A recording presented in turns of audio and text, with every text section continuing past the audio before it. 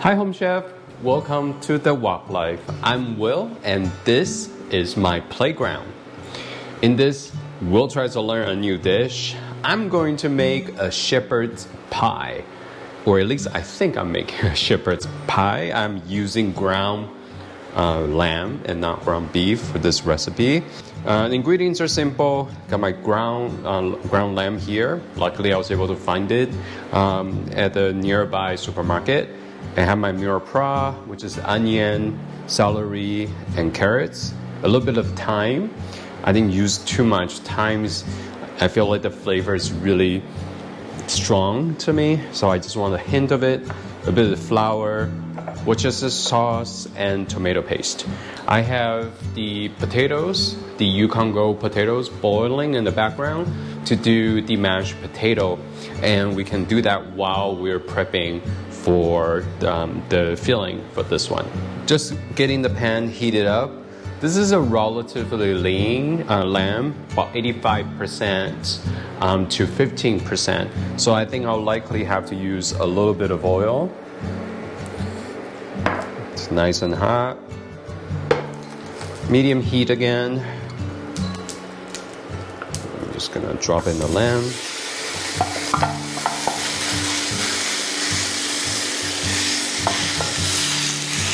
I'm not expecting the lamb to come off a lot of fat, so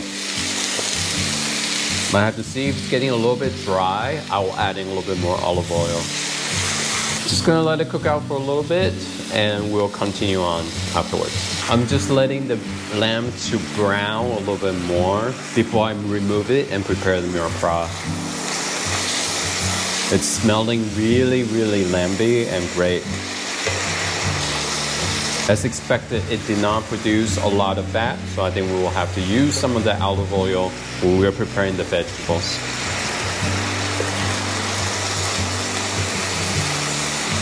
I think it's looking good. I'm going to pick it up and then get the vegetables going. I'm trying to preserve some of the fats and the juice that came from cooking the lamb. Starting with a bit of olive oil again. Heating up quickly. Starting with the onion, you can sweat it a little bit. But oh well, carrots, celery, they all go in a little bit.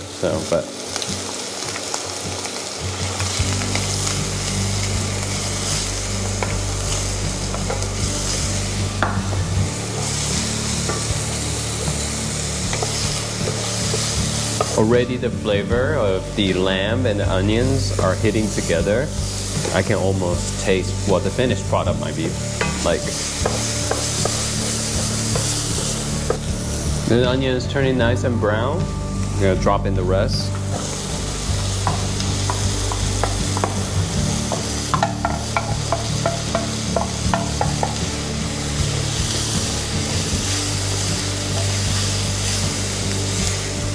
I'm just gonna let it cook down a little bit.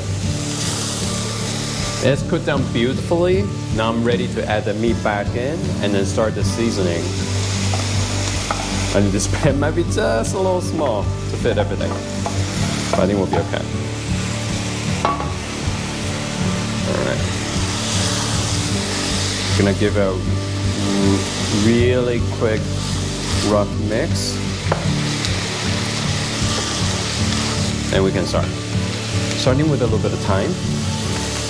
As mentioned before, I want to actually put the Worcestershire sauce towards the end so that kind of sourness will remain. Putting a little bit of tomato paste.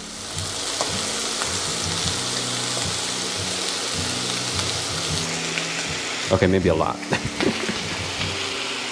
Alright, kind of let it mix it in.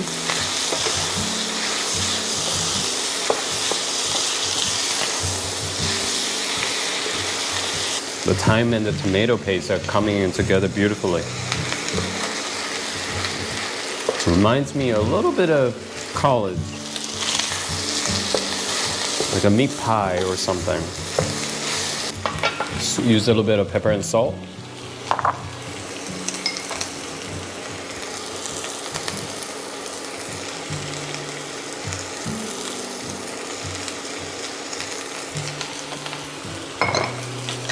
I do think a little bit more tomato paste would be nice.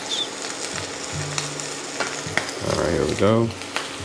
It's cooking rather pretty quickly.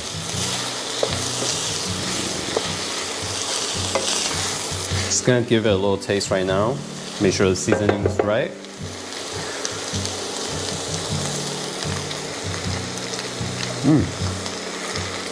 Good. All right. I think you can use a little bit more salt.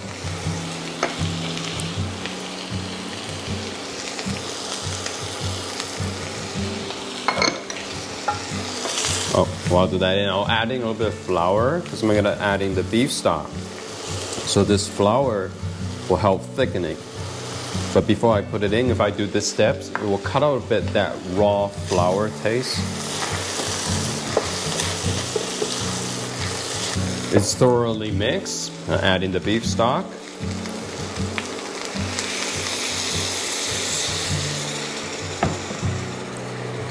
I don't want it to turn into a soup. I want it to be kind of more on the saucy side. So I'll add them in as I go.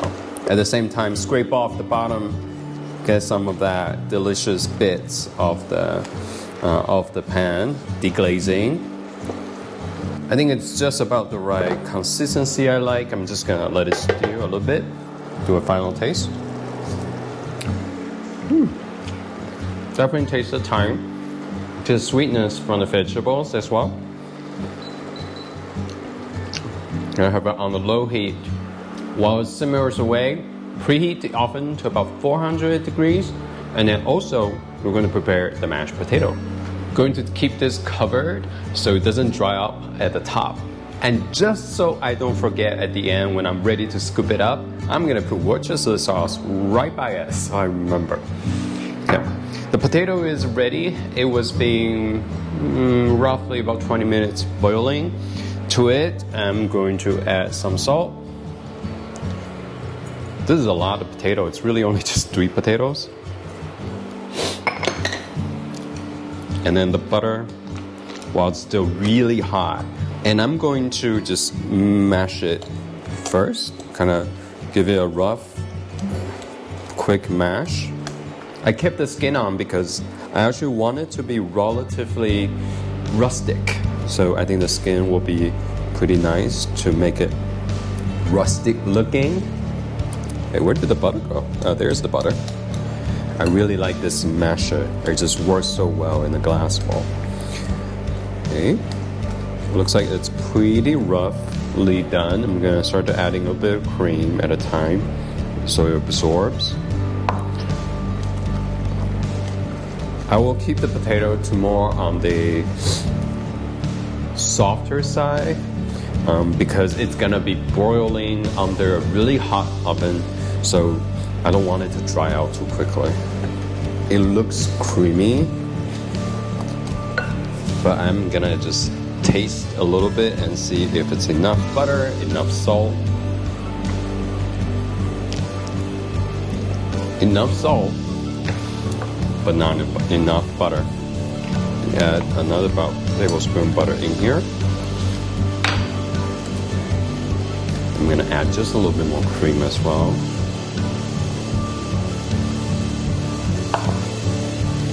That could be the last bit because the mashed potato is looking relatively soft, and I think any more liquid will make it too mushy.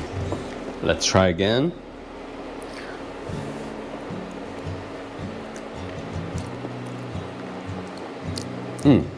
Very creamy, buttery, and smooth. I somehow can't stop eating it. I'm actually going to bake them in these little, very pretty, cute croquette. I definitely have too much, but that's okay. I think they will freeze well, and when I'm in the pinch, I will have food ready. As I have put my Worcestershire sauce nearby so I don't forget, I think that kind of sourness will really just lift the whole dish up. Give it a little stir. Give it a final taste.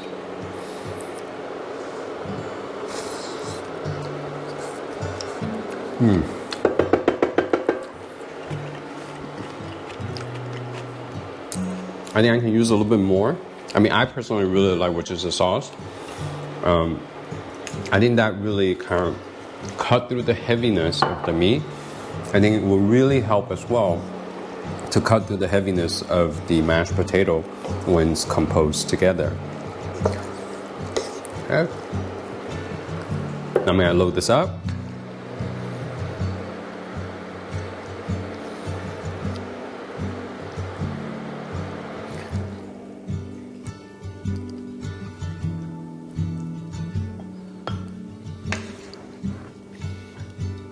About 2/3 way through.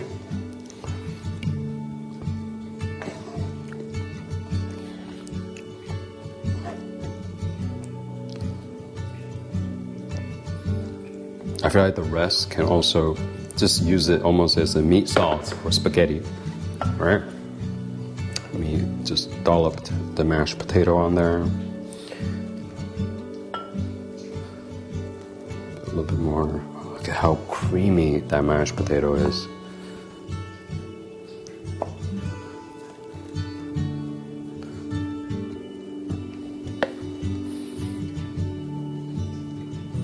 I don't really mind the skin on there. It just really adds that rusticness to it. Okay, maybe I don't really have that much mashed potato left in there. Taste it again. Okay. So good to go. I'm just going to use a fork to draw some pattern at the top of the mashed potato. It's gonna smooth it out a little bit as well, so it covers every corner. And I have this little pattern there. I don't know if it will stay, but it looks pretty. I asked my fiance if he makes this in New Zealand, because, you know, lamb. And he said he does. During his college time, he does this a lot. But a lot of time they use ground beef and not ground lamb. And I asked him, should I get those piping bags for cake decoration? Because some of the recipe I saw, like they pipe it. And his answer was like, no, like it's a rustic dish. And you kind of want to have this kind of rustic look. Okay, it's ready. Go into the oven at 400 degrees and we'll be back. Roughly, I'll check on it about 15 minutes to 20 minutes. It has been in the oven for roughly about 15 minutes. It's not really a big one, so quickly done. It is beautifully golden. Doesn't seem too dry either. I'm very tempted to try. Hopefully I won't burn my mouth. Let's see. Oh, it's so soft. Okay.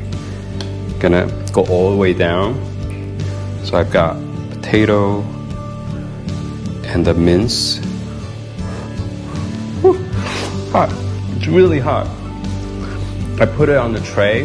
Was worried about it will boil over, and it did, just a little bit, not too much.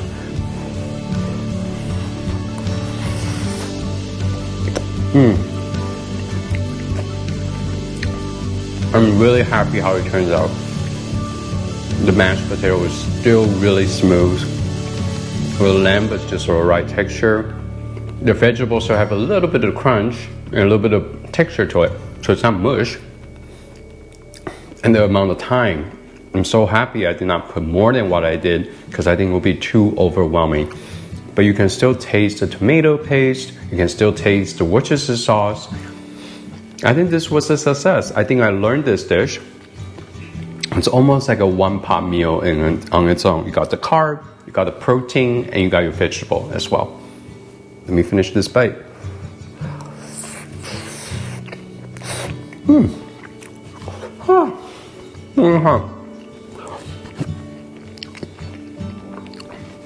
Now I have extra, I can come back and make this again easily. And I hope you find this fun and go out and try something new as well. If it's this or something else, that's okay. Until next time, keep on cooking. Thank you for sticking around till the end. I hope you enjoyed the video, the recipe, and also get to try out a little bit. Feel free to join the community, leave your comments or suggestions down below. Any new ideas for new recipe you want me to try or want me to test out, happy to do it here for you. And if you enjoyed the video, please hit that like button and subscribe so you can always hear the latest from me. Thank you for dropping by the Wok Life. Just getting the pan heated up, and this is a relative